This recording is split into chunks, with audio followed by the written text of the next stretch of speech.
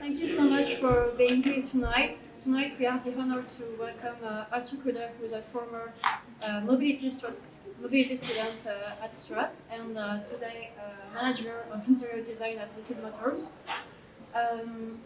For the questions at the end of the conference, feel free to ask them either in French or English, considering your preferences. And before we start, I'm just going to let Mike say a few words.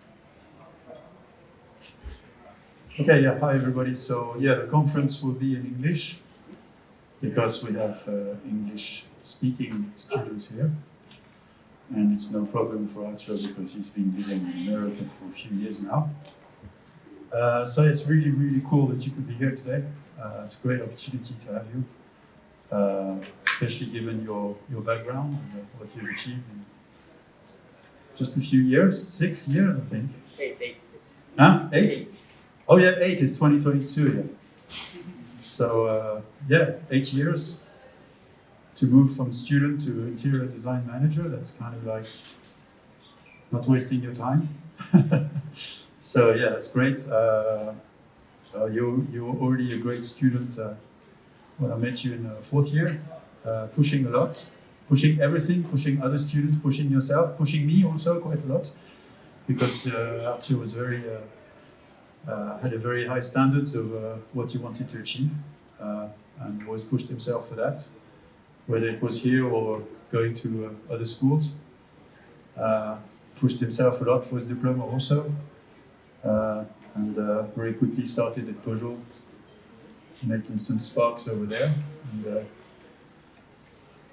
creating a big depression when he decided to leave because they wanted to keep him. But it's all for the best because, well, you can see where you're at now. So I think it's a great inspiration for everybody here if you can say, explain everything you've did and especially your mindset. I think your mindset is what drives you. Okay? Yes. So now that I've really put you in deep shit, I'm going to give you the microphone and I'm going to let you try and catch up. Thank you for being here. Thank you. Yeah, it will be really hard now. Hi everyone. Really nice to meet you all. I'm very happy to be here. Can you all hear me correctly? It's fine. So I'm Arthur. I graduated from Strate in 2014, and I'm now interior design manager at Lucid. And basically, it's written on the board and the walls that it will be like about the methodology. Absolutely not. I'll just tell you my little story as clearly and transparent as possible. So basically, what I've done through this whole time between Strate and Lucid today. So, as for a lot of car designers, it started with I would say like a family passion. So my dad loves cars. He loves engines. He loves the beauty of cars, and I kind of like I grew up surrounded by this environment. But I was absolutely not into the mechanical part. I was just fascinated by this moving object full of emotion, and from a very early age, developed this type of fascination for the object. But I was also really into art, so I've always drawn, I've always painted. So somehow, at some point, I don't know when it was, but my parents told me that those beautiful cars that I was looking at in auto shows, someone sketched it, someone created it, and it kind of blew my mind. And ever since, I wanted to be a car designer, as a lot of people here. So no big surprises here. So I don't know. I couldn't even remember when I wanted when this shift happened. So I was a very, very normal student until, I don't know for the international students, but in France we have this thing. I don't know. We're probably 11 or 12 years old, and so you're in middle school, and you have to do I don't know if you can call it an internship, but in France it's stage de découverte en entreprise. So you all remember it. Like basically your parents take you to their job, so you can see what it's like to work. yeah, so this very quick internship. Some got lucky. I was the luckiest. So I did that at Renault Design at Bastille. So I was 12. Of course, it's not because I drew well. I just knew someone who knew someone who knew someone who knew Patrick Lequemont at the time. So I ended up spending a week there, meeting a lot of designers. Once more, I was 11. And as you imagine, it was just completely shocking. Just fell in love. I discovered alias, I discovered markers, I discovered clay modeling. It was crazy. So, and of course, the only question that I asked them was like, what should I do to become them? So they told me about Strate. So basically, I knew that I wanted to do Strate since 11, which brought me here. So I studied at Strate in 2009. I had this very normal curriculum, but you'll see throughout the presentation, I'll talk to you about a few people that I met that kind of helped me through my very small career. And the first one, I mean, let's call them like my mentor, my personal mentor. And of course, the first one, I met him at Strate. You probably all knew him, and I guess that he has also an influence on you. I'm talking about Felix. So Felix was a student when I was at Strate, so he was 2 years ahead of me. And for those who don't know him, so he was an extremely talented student, so ahead of everything that everyone has seen at this time. And of course, a true inspiration for a lot of designers, including me. So I got in touch with him and I developed my skill set with him. So sending emails, just talking with him, doing some sketches with him, and until I reached like this type of skill set. So very clean, very precise, of course, completely derivated from what Felix did at the time. And I won a few contests. I don't know, I couldn't remember when it was, like maybe when I was in third year and fourth year here. So I did second at the Mission Design Challenge, and then I won the Best Artistic Visualization in Automotive Design Award.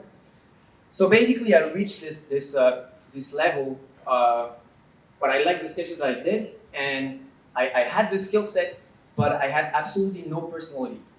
It felt a little bit empty, and I was completely aware of it. So in fourth and fifth year, I tried many different things, many different sketches, interior, exterior, different sketch style. I was really deeply looking for my identity, my style. And of course, this was completely inspired by many fantastic designers from many different companies that I don't know. I've met some of them, but I don't know them all. And so I kind of like, it helped me developing my own style, my own way to sketch. And internships helped me as well. So when I was at Strate, I was fortunate enough to do 3 internships. So the first one at Dassault System, for those who don't know, they do softwares, they do CATIA, and they have like some sort of a design team in this massive company to do project to sell them their software. So I did this car with them in third year. Then I did a second internship. It was fourth year at Strate, and I did exterior design at Nissan in London, which was fantastic, of course. And then something happened. Then I received a phone call when I was looking for my fifth year internship. I received a phone call that I really didn't know how important it was at the time, like how it turned completely life-changing for me. And it was a phone call from Julien Montousse. So he was at the time design director at Mazda, North America. And for those who don't know Julien, he was in charge of the interior design of the Mazda CX-9 and Mazda MX-5.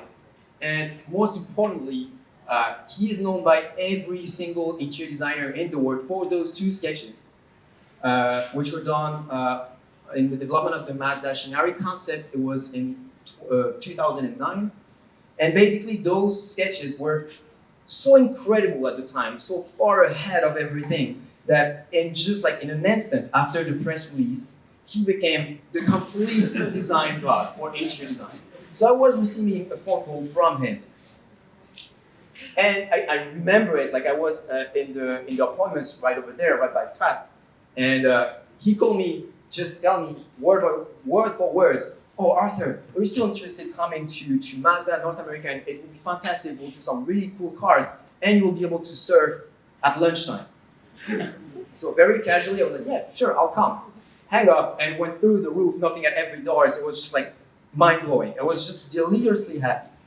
But for timing and visa issues, I wasn't able to make it. It was just impossible. So I didn't do my internship at Mazda. I ended up at Mercedes in Como. Of course, it was great too. I'm not saying it was like a fantastic second choice. Loved it, and most importantly, I was able. That's what I wanted for from the beginning. I wanted to do an internship in exterior design and an internship in interior design. Of course, interior is much better. So, just a little bit of on my diploma. It sucked. So, I made a horrible mistake doing my diploma, which was I was way too ambitious. I did like a project that was too big for me, and I lost completely the interest doing it. So it was a very, very long year that I didn't like. It was bad, but just one positive thing came out from this is it kind of like gave me a very strong motivation when I started to work, because I didn't like my diploma. I was just really looking forward at the time to start working because I knew that I could do much better. So I decided to do interior design, I explained to you, and after thinking, I was fortunate enough to have a few proposals, and I wanted to do interior, so I went to the company that does the best interior in the world until to this day. So signed at Peugeot, I was extremely happy to go there. First day at, I don't know if it's still called the ADN, since they changed from PSA to Stellantis. But anyway, so I was at Peugeot headquarters. First day, working, professional life. I'm an interior designer now, like I'm a car designer. Extremely excited. I couldn't be more excited. So they gave me like this tour around the studio. They showed me like the different departments, and then we went through the clay studio. Shocking. So in the clay studio, we were in 2014. So those two cars, the 308 and the 508, they were not released yet. So it was wrapped model sitting in the clay room, exactly the same way you see them here. But once more, it was almost 8 years ago. I was blown away. It was way incredible. And it got me completely scared because I started to ask myself, like, I'm just joining a team. I was full of motivation, and I see those two cars that are about to be released, and I'm integrating a team that did them. Like I didn't know what to do. Like there was absolutely nothing that I could do that could be close to that. So of course, my ego got like a huge slap in the face. I went from I had like a lot of proposal to literally work anywhere in the world to this, and went from it was massive. So I became humble, and so first project there. So usually as a junior designer, they kind of like they put you on a project that started already, so you learn, and I personally think it's the best way to do. So I worked in the Peugeot 208 as a supporting designer. I don't know if the exact word to describe it, but we did this car. So of course it's really hard to spot the impact that I had on this car. But I worked a little bit on the cluster. I worked a little bit on the console, a little bit on the door. But mostly I was working with fantastic designers, incredible designers. Those who did the 308 and the 508. So I learned a lot. I learned their methods, I learned their sketch style, I learned everything that had to be learned, and their process. So it was fantastic. I would say it was the first 6 months there. Then I worked on my first project as a lead designer, very quickly. So this is a funny story, and I'll explain it to you. So one day, we had received a call from Polyphony, not me, Gilles Vidal at the time, and they wanted to design a studio at Peugeot and Citroën as well to do this type of virtual show car to put in their upcoming video game, a driving simulator, so Gran Turismo Sport, that you probably know. And at the time, I could overhear this ideas from the directors. So basically, they didn't know if they wanted to do a new interior for this virtual show car, or if they wanted to use an interior that was already existing. So they were thinking maybe to put the Onyx interior in the car, so it saves time and save time from designers, because there's a lot of work to do, other work to do. And then something happened. So I had one of my friends, interior design team, who came to me, he's like, "Oh, Arthur, you have to come by the exterior studio. There is this the presentation for the exterior design of this car."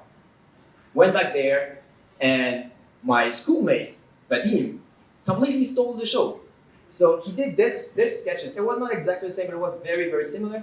These are press sketches, but it was very, very close.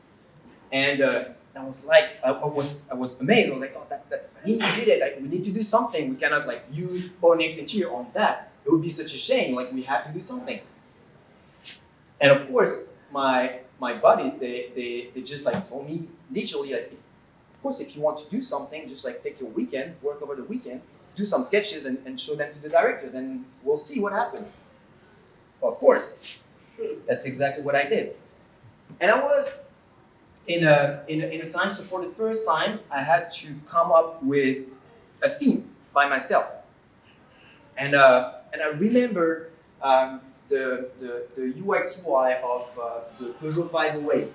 So I remember those barrels that was just like spinning to show you the speed and the tachymeter. So I was like, "Oh, that would be cool to just like to have those, but not in a screen, but have them like as object moving in front of you, showing you the speed when you are in the game. Like, that would be cool." So that's exactly what I did. So I started doing those barrel, some say cup holders, but they are just like barrels rotating and showing you the driving information. And I basically did the whole design around those barrels. It was like the starting point, and I did like the safety cabin around it, the driving post. It was just completely growing from there. And I showed those sketches to Matthias, who was at the time head of advanced design at Peugeot. Now he's the design director, but he was head of design at advanced design at the time. Loved it and decided to go for it. So suddenly, I became a lead designer on the project without any competition. It was great. So we developed it for, I would say, a rough 3 months. And I quickly realized that basically we're doing a video game. That means we don't have any package whatsoever. No package. So for a designer, that's holidays. Basically, you can do whatever you want. Fantastic. And we ended up doing this. So this car with those barrels here, and those are some like spy shot from the game. So you see they're still there. And yeah, I would say it was 3 months. So the data was rough, but it was really fun. And funny thing, I was super proud to see it in the game, because from the exterior, even in the game when they do like those videos after you race, you can see from the outside my little barrels, and they become somehow part of the exterior. And I was really I like that. So after this, I was involved in a completely different project, an actual show car. So I did the Peugeot Instinct. So it was development on that. It was 2016, 2017. So basically, what happened? So we finished the car for Gran Turismo, the previous one, and then Matthias and Gilles, I remember at the time, just asked me to come by their desk and to tell me like, oh Arthur, what you did on the Gran Turismo thing was really cool, and we want you to do the next show car for Geneva. Like really, like no competition, nothing. Okay, we go for it. I was like, what happened right when you get this type of project, when you get like a show car, you remember in just like half a second every other show car that the company made. And as you can see, these are absolutely flawless. So from Onyx to Quartz, Exalt, Fractal, those interiors, to me, and it was at the time and it still is, these are absolute perfection when it comes to show car. And they are asking me to do the next one, to write the next chapter. So of course you're happy for half a second, and then you completely freak out. Completely. Because you don't know what to do. And at this time, I had no sketch, zero. It was a complete blank page. The only thing that I had, it was this. So we wanted to do a shooting break, and it had to be the first self-driving Peugeot, which is great, fantastic. Like I had to literally put on paper the first step of the Peugeot strategy for autonomous driving. It was a big thing.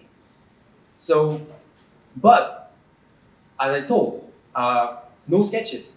So it was a complete blank page. And then something completely magical happened, because that's something you need to understand. Is as a designer, you have a role in a company. When you're involved in the project, you're showing the direction. Like by sketching, you're showing to the whole team, to everyone involved in the project, where to go. So that means if there's no sketches, nothing to point out, no one knows where to go. So the project is completely just slowing, not going forward. And I was completely conscious about that. I was completely self-aware about that. And it was very, very dangerous. And something completely magical happened. So I asked the whole team to leave me alone for a week. And in this week, I did those sketches. And I don't know, I still to this day, I could call it a miracle, but those sketches were appreciated by everyone. Like Matthias, the advanced design director, like them, everyone, it got some momentum that was not happening before. And to me, it got me like a clear direction, because it's not the thing, it's not to do one sketch. You have to do one sketch that got appreciated by every director. Then you can move forward. And this happened on the very first sketch. No kidding, but once more, it was a pure miracle. And after, I would say, a year of development, we all did this. So this very sporty driving pod that retracts to the under the IP. So at the same time, when you want to drive it, you have this you have a lot of pleasure doing it, because the pleasure of driving is one of the core values of Peugeot. And then when it goes away, you can enjoy this massive screen under the IP and reclining seat and all of this. So we kind of came up with this whole layout to fit those two very different ways to use the car. So fun, we did the development, we're really happy, and then I witnessed something that I was really seeking for a long time. It was, of course, the development. So you see people, very skilled people, building your car. So it's funny because before doing it, somehow I thought that it was a very linear process, that slowly, you would see the car slowly building and getting more precise and more precise. It's not. So they build some pieces, they wrap them, they unwrap them, they assemble it, they disassemble it, they paint it, they reassemble it, they try so many different things. And literally from one day to another, Bam, the car is done. When you witness it, that's how it feels. It's like one day it's not there, the next day it's there. So I remember receiving a text from Matthias at the time, like, oh Arthur, the car will be at Peugeot tomorrow at 4 o'clock in the morning. So of course, 3:30 it was there. They put it on the roof. This is where they took this picture, and it was fantastic. Like you are with the whole team that worked for over a year on it. It was just this fantastic moment, and you sit in it, you remember everything, you look around. This is why it's much better to do interior design than exterior design, because exterior design you see it from like 30 minutes, like, oh, that's cool. Like an interior, you sit in it, it's just like completely amazed. You bring down your bodies, everyone sit in it, everyone look everywhere, touch everything. So fantastic to share this moment with the whole team that worked on it. It was great, a fantastic memory. And of course, the car goes public. So suddenly, what the whole company kept for itself is revealed to the public. And as a designer, now you understand why, like the whole purpose of this type of project. So the press get involved. You see the car everywhere. You see everyone having their own opinion, and you see how powerful this communication tool is. So this was for like the project story, and then something completely unfair happens when you're a designer on a project like this. So this was a team story, but then you have your own story. Like suddenly you're put in the spotlight. Once more, it's unfair. There are many people who got involved in that project, even more than myself, that didn't get this attraction. So those press sketches put the spotlight on you, and it's a very important moment, because it's even to this day, I got talk about those sketches many years after. I went to Japan, people knew those sketches. Every interview that I do, everyone knows those sketches. So they're like following me to this day. And of course, after those sketches, I received a text. So I was in Paris at the time. I received a text from, I don't know if you remember, but Julian.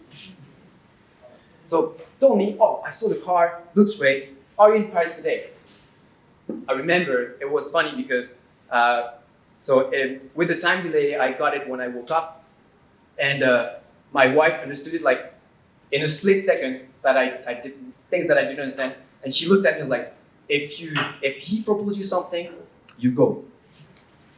Of course. So I went to Mazda in Los Angeles. To do interior design, following one of the greatest interior designer of all time, so Julien Montoussé. And so the studio is in Los Angeles, in California. I would say an hour of driving south from Los Angeles, a city called Irvine. And I got involved in this. So they wanted to do like an SUV to follow the CX-5, like one of the successors. And it wasn't called CX-50 at the time, but it was the CX-50 that we were involved in. So entered the team.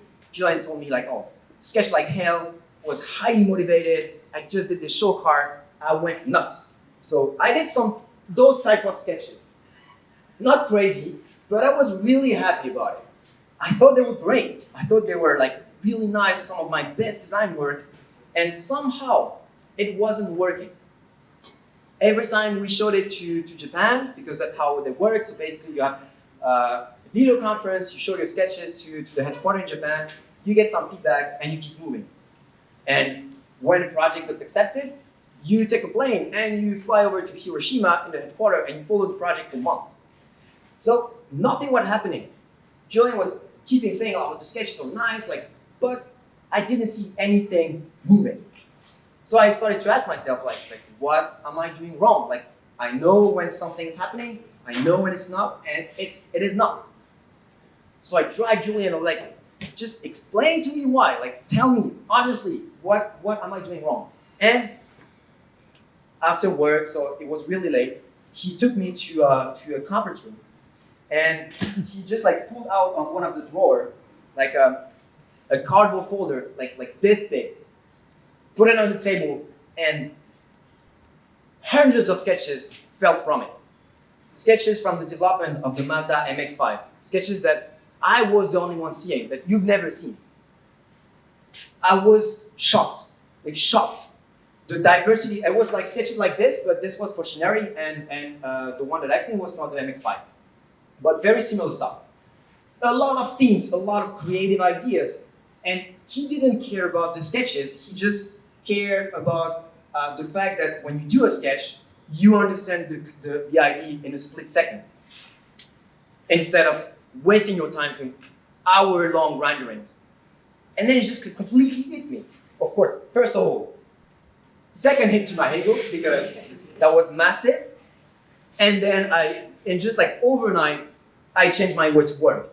And I covered walls with those type of sketches. Those are literally sketches that I did there.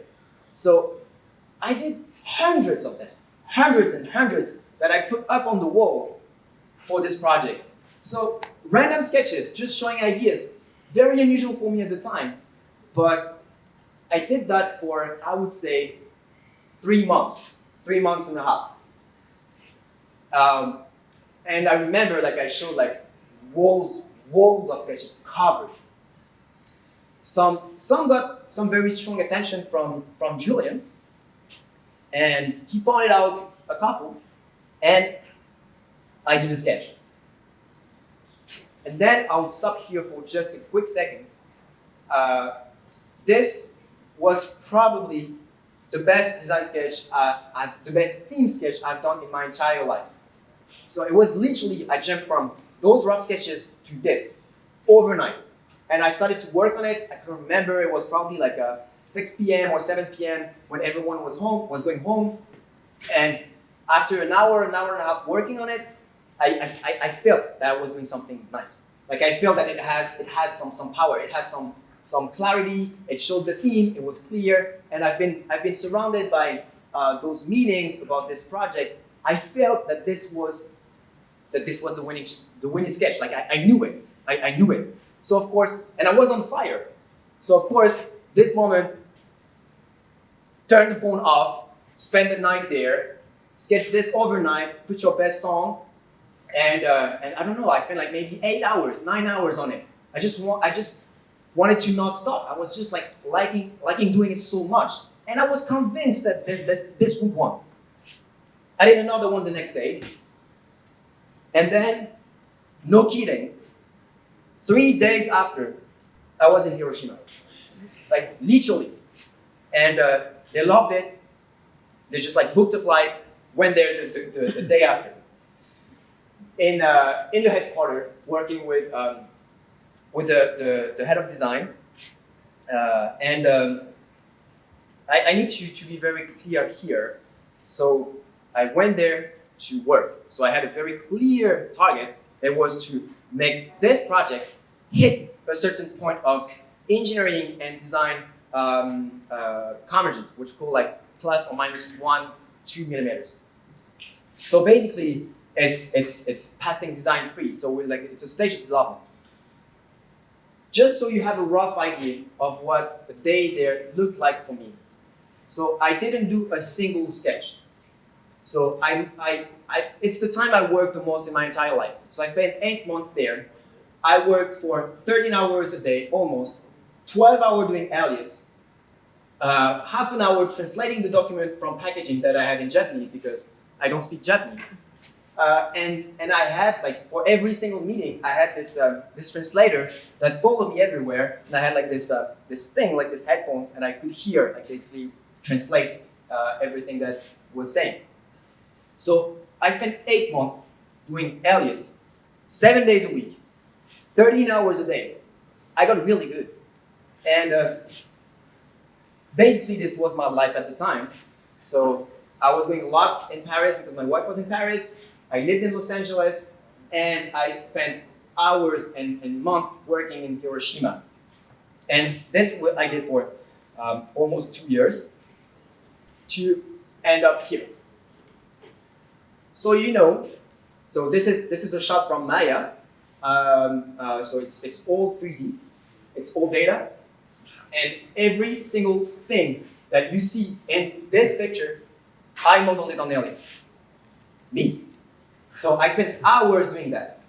And I know that Julian really wanted to work with me at the time because he knew that I could do it. So we did this. So here were plus or minus 1 or 2 millimeters. And this was the car that came out last November. Years after that I left Mazda, because of COVID, everything got delayed. But I was, as you imagine, very happy to see the car comes out. So everything is still here. So the idea was to, in order to empower the driver, because it's an SUV, it's Mazda, everything is about the handling the car in the best way possible, and this pleasure of driving that the car gives you, this connection. So we did those vertical bands, symmetrical around the driver, to give you like this sense of empowerment.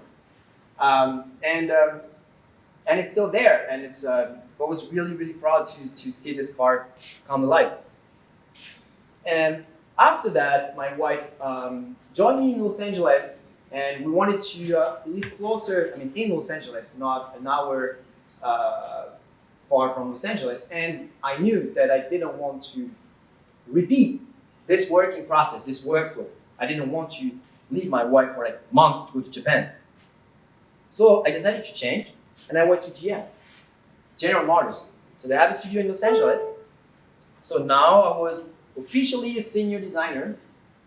I did my production car at Mazda. I did a couple of show cars at Peugeot, and my role there was to help junior designer working on projects, just supporting them. And we did this inner space show car. So when I joined GM, they just told me that they were working on this trilogy of concept cars. So like a VTOL, a van, and this limousine, sort of a very, very long two-seater car. So those two first things were done when I left. And we were working on the third one. It was already under development when I joined, and we finished it. To be honest, I didn't like it. I was very, in the design itself, I had no control over, which I didn't like. And the main problem is that I didn't really understood the purpose of this vehicle. I understood what I did when I did a show car at Peugeot, because it was first autonomous car. I understood the purpose of a production car, and I loved that. But here, somehow, it was a little bit too far away from my conviction on automotive, on cars. Once more, I'm not saying it's a bad show car. It's a good show car. It's good that it exists. But it wasn't the way that I liked to do cars. And once more, I really didn't really like my time at GM, even if it's a fantastic studio. And I completely understand that for many people, it's the absolute dream to work there, because you only do advanced design. It's crazy. You're in Los Angeles. The studio is absolutely beautiful. They work on crazy projects for many brands, Cadillac, Buick, Corvette. They do some crazy stuff, but they don't do production cars. And to me, it was highly missing for my personal relationship in my job. So I had some time to question myself, to ask me some questions, and about what I wanted to do and how I wanted to pursue my small career.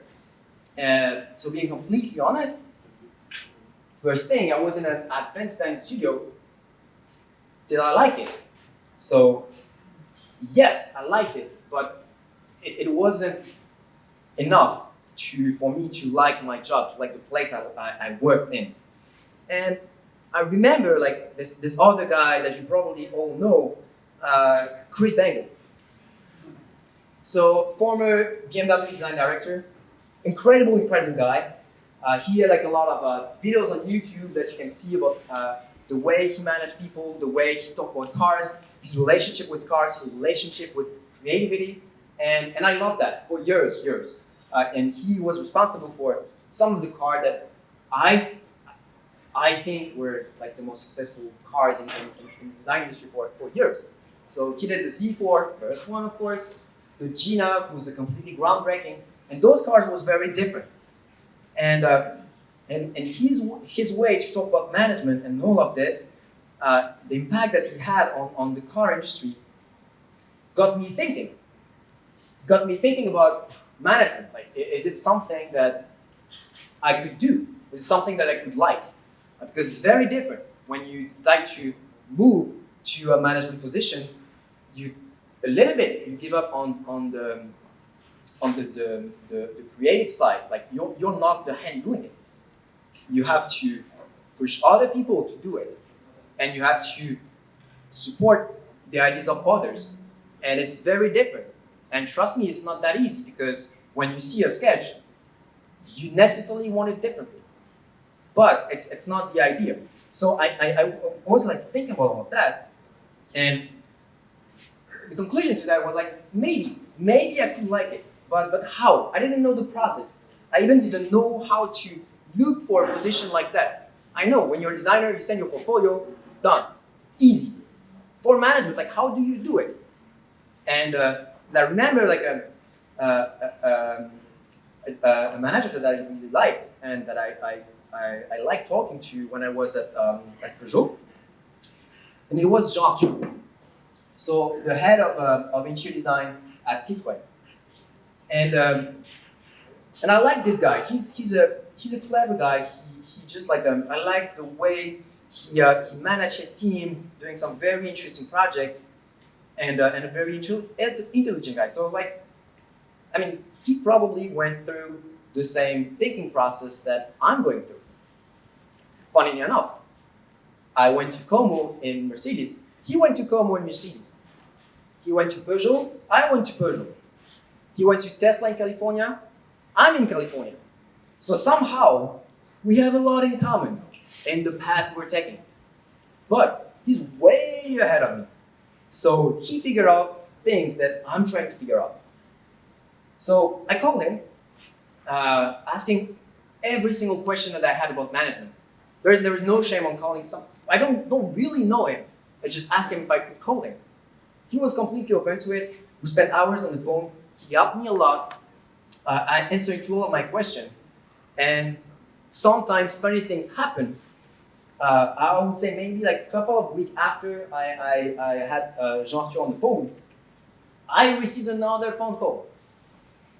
And it was Joanne and Derek from Lucid, who asked me if I was interested in for a management position. So basically, they told me that I would manage interior project, interior design team for Lucid in San Francisco. So I think a tiny bit and did the sum up in my head. So they are proposing me a management position in a headquarter because Lucid headquarters is in San Francisco. And fantastic enough, it's in California. I didn't really want to leave California to pursue it. So I went. Of course, it was just like checking every single box that I wanted to. So last chapter to this day, joined Lucid last June as interior design manager, working on upcoming project. So Air is selling now. We're delivering that to the first customers. Fantastic car. And it's funny because it's not something that you see a lot in the car industry, working for a startup. Something very different. And I discovered that. And I discovered that I was joining the company in a very tricky time because there are over 2,000 employees at Lucid. So basically, they are shifting the process to a startup, from a startup to an OEM. So just an actual car maker, as all the others. And it's fantastic to be in a position like that, at a moment like that, so you can have an impact on what's happening, developing their process, so they can keep going for multiple programs. You are forming a team of people, assuming those programs, and all of a sudden, you're a very important piece of this moving company, doing really nice product already. I didn't join from the start. It was already very exciting when I joined. So right now that's what I'm doing. So it's no secret. After that, we're doing a project called Gravity. The CEO talked about it, so I'm allowed to talk about it. We're doing the essential for that, and also I'm in charge of a few the program that will come after that. So other cards that I can't really talk about it, but to make sure that Lucid can stay there for a very long time, doing fantastic product, keep doing fantastic product, and of course for me it's just the perfect environment to discover this new job, manager, and learn something new. So I don't really have a lot to talk about more than this. So we covered 8 years, and I thank you very much. I don't know how much time it took. Maybe a little bit over than it was supposed to. Do you have any question, maybe? What, was it clear? Yes? When you're in a manager position and you see that the studio's not really going in the direction you have in mind, do you just join the creative process, or do you keep on pushing towards the direction you want? That's the tricky part. The thing that you need to understand is when you sketch something that creates a constraint to every other designer involved in the project. If you're showing too clearly your idea, it becomes your idea that they want to do, because they think that that's the way to go. And the interesting part is that you need to make them do it, make them understand, and make them tackle the problem to solve it. So there is a degree of implication that somehow, if you get a little bit too involved in the creative process, it kind of destroys a part of it. So I would say, if that's possible, you give some time and direction to the designer so they can figure it out themselves. Okay. Thank you. Any other, maybe?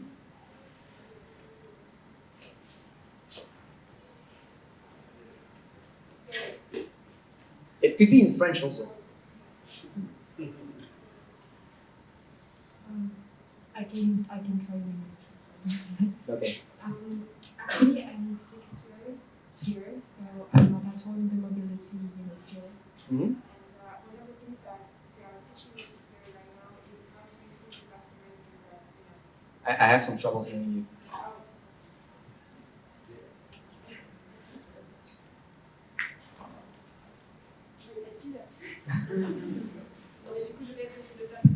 That works.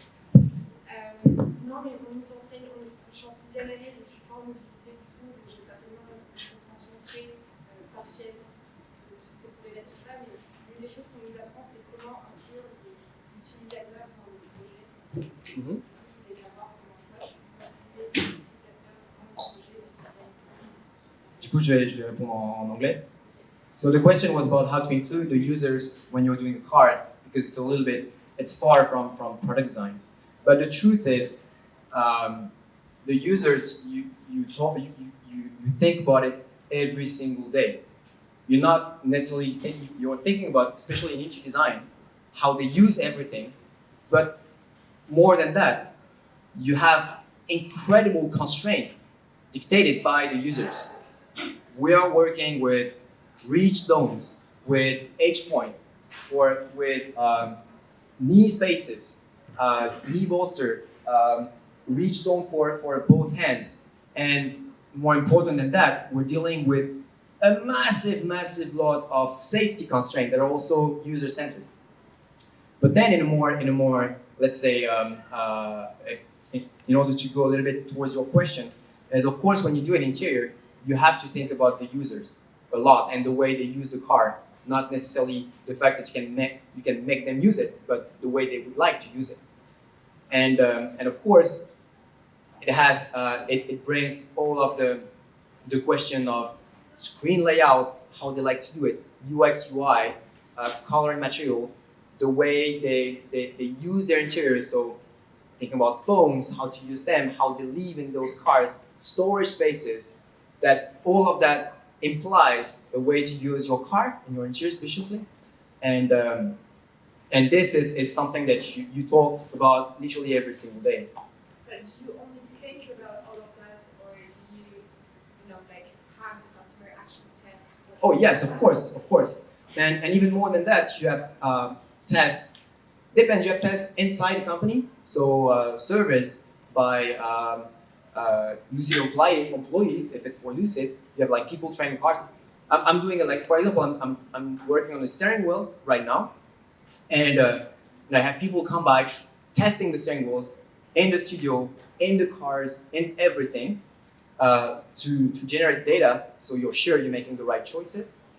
So yeah, you do have that, and you have also tests with customers where you literally present the car interior to the customers, and they give you their feedback. Just even to know if they would like it or not. So of course, surveys are completely included throughout the whole process. Does this answer your question? Yeah, and if I may, I have a second question. Go ahead. Automotive is a controversial sector. I was thinking about, I don't know if it's the case in the US. In a controversial sector, what? Like, yeah, practice and say Europe. Yeah. Industry, sorry. At least in Europe, I don't know if it's the case in the US. You mean for Ecological. Like, yeah. No, of course. How do you use that in the same thing?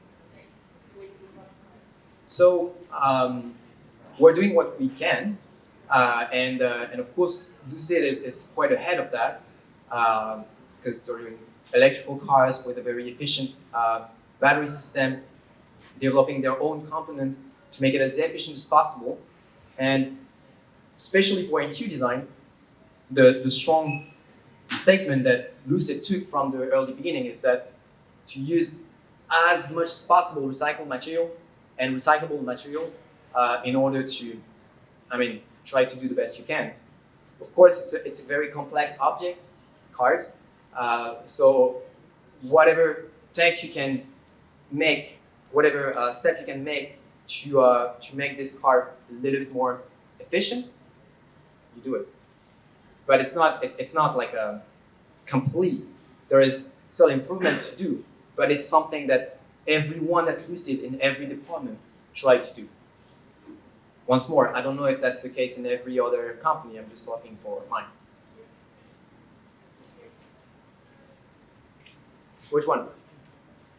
As you. So thank you for coming today. I wanted to ask you, because we're talking about, let's say, the hard times you had the management in Tokyo and you're in Mazda. So it somehow impacted your personal life, that you had this hard time to sometimes disconnect from the project and was tough situation, I should say. Mm-hmm. Just how did you manage this? You mean with my personal life? Yeah, because sometimes when it's difficult at work, when it's kind of like trapped in your mind, even though you're home and you have hard time to disconnect with it. And did it happen to you also? Or?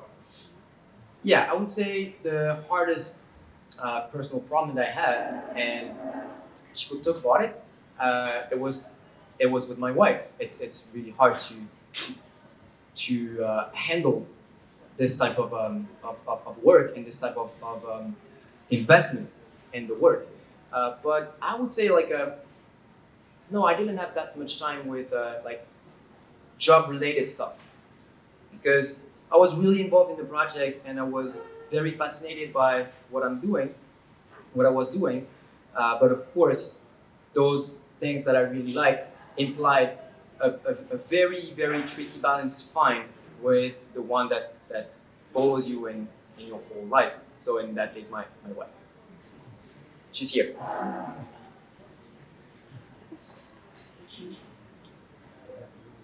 Yes? How did you finally end up finding your style? I tried many different things. I tried ways to sketch. I got inspiration from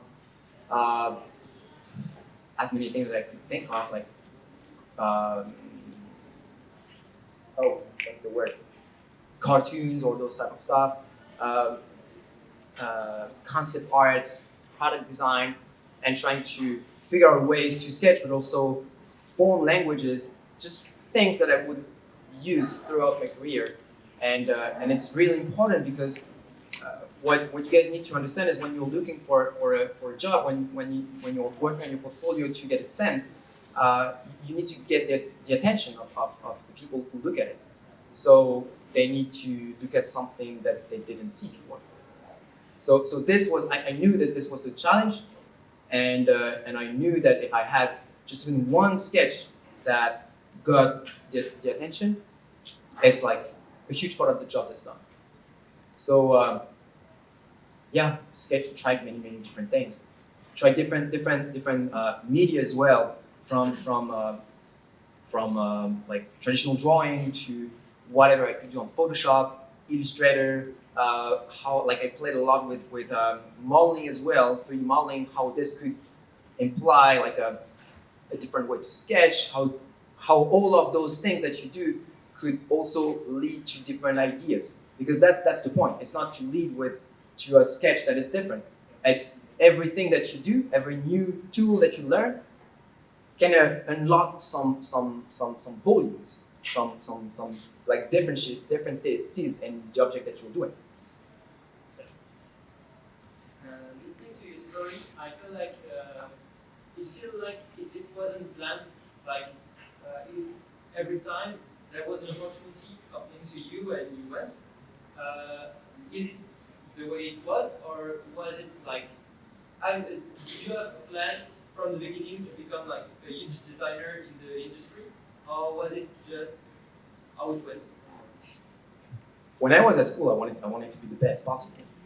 Like I really wanted to be the best, and I didn't tell it, but I was like in my year, you had some serious guys. Like Sidney Hardy was classmates.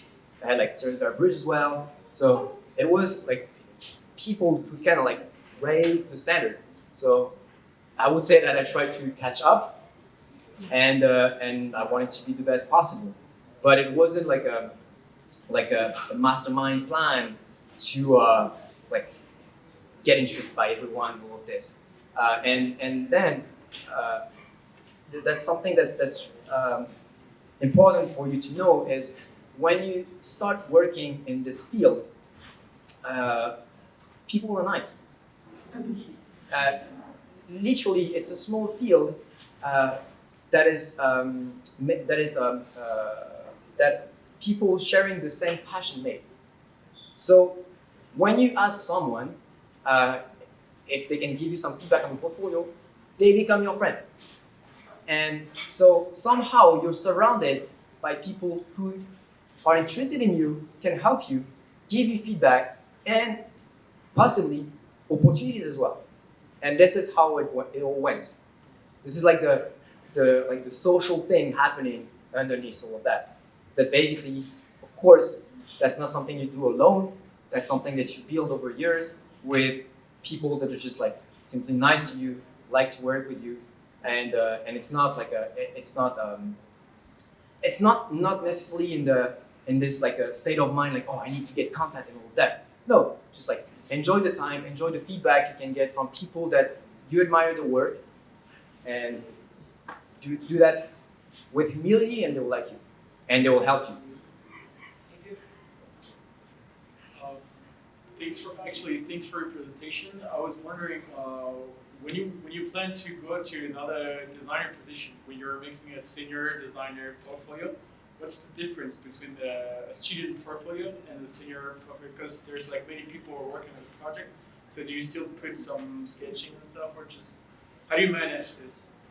So first of all, the first thing that's very different is that there's a lot of things that you cannot show, because when you're a student, there's nothing confidential. So when you're in the studio, I would say like the most important move was from Peugeot to Mazda, and I didn't share my portfolio. So the sketches were released officially. It was everywhere on internet. So Julian saw them, and they were not an interview. It was just like literally we had a drink at the was Invalide, and it was settled this way. And then when I moved from Mazda to GM, this was a little bit more formal. So I had an interview. I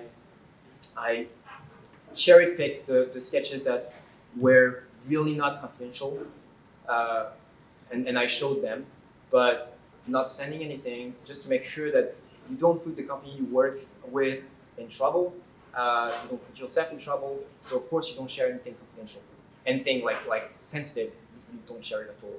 Just try to find just a few sketches, as little as possible, that describe what you do, and done.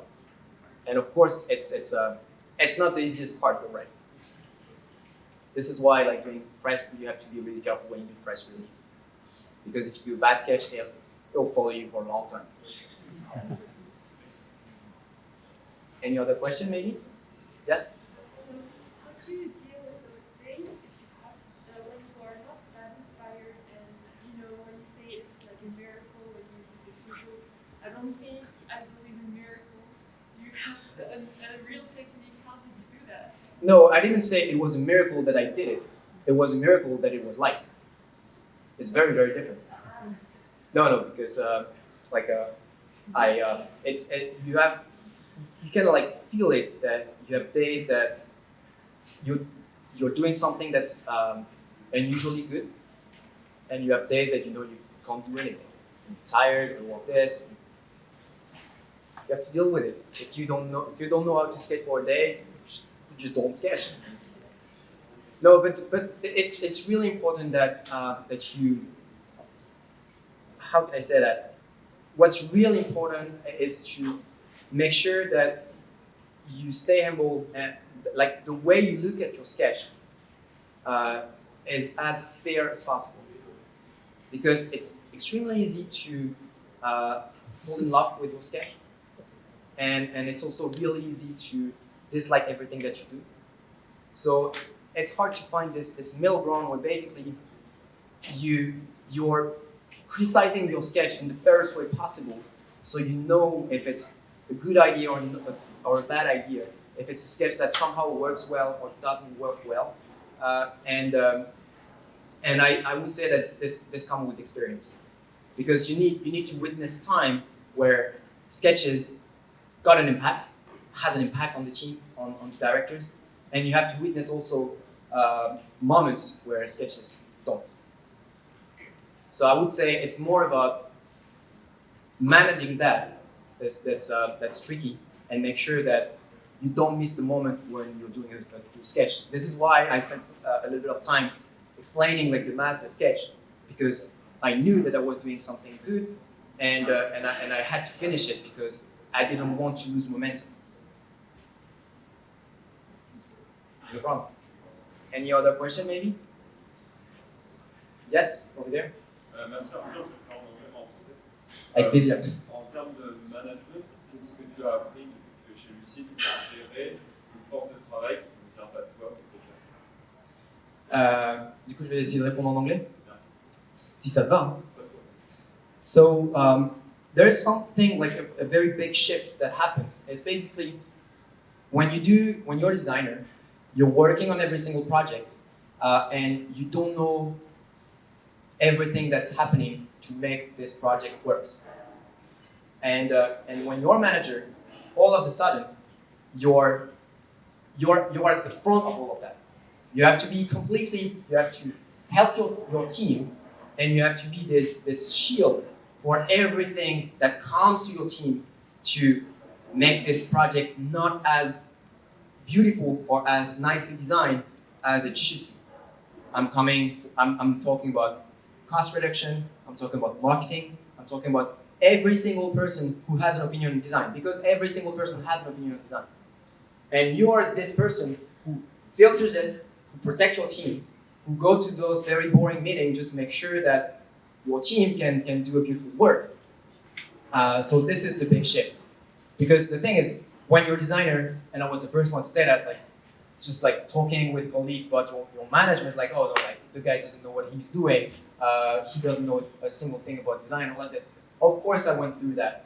But the reality is, you are in a completely different position, and your problems and your preoccupation becomes very, very different. So it's just a different relationship with the project. And something else I wanted to say, I couldn't remember, so I'm forgetting myself a tiny bit. Yeah, that's pretty much it. Maybe we'll come back. Thank you. Others? Yeah. What's your view on 3D software like Blender? So for now, if you go on social media, lots of people are doing only Blender, and they're not focusing towards the sketches. So I just wanted to know about the vision of a studio, how they look towards the student, like how we should go towards the design. So it's specific for every single designer. So I think that mastering 3D software, whatever it is an absolute necessity. There's no other way now in the industry. That's not possible. I would have trouble hiring a junior designer who doesn't know 3D, whatever software. So this was for like a more of a general global answer. Then for me particularly, the way I work, I don't work on Blender. I'm an LES geek because for my thinking process and my creative process, I like to start an interior design with lines, because to me the edges of every single surfaces is what give you a sense of proportion that confirm your theme, and this is to me the quickest way to make sure that your design is something that could work nicely. And I'm seeing this thing that when you do only Blender, because it's a complete different mechanic, different process, you don't start with lines, you start with simple volumes, that somehow the software has an impact on the object that you're designing, which it shouldn't be. Of course, you have exceptions. Sydney is one of them. But it's something that you need to make sure when you're learning Blender, if you're doing so, it's fantastic. But make sure that you're not doing the object that Blender allows you to do, but doing the object that you want to do. Does that answer your question? Yeah. Perfect. Any others? Yes, up there. Je le ferai en français. Parfait. Pour le projet Mazda, tu as fait des dizaines et des dizaines de sketchs. Comment tu as réussi à rester inspiré? Et est-ce que tu t'es inspiré du mimétisme en particulier? No, pas du tout. So basically, the question was about how I stayed inspired for like many sketches and month. So and if I was inspired by your, I don't know how to say it in English. Anyway. Exactly that. So no, I didn't.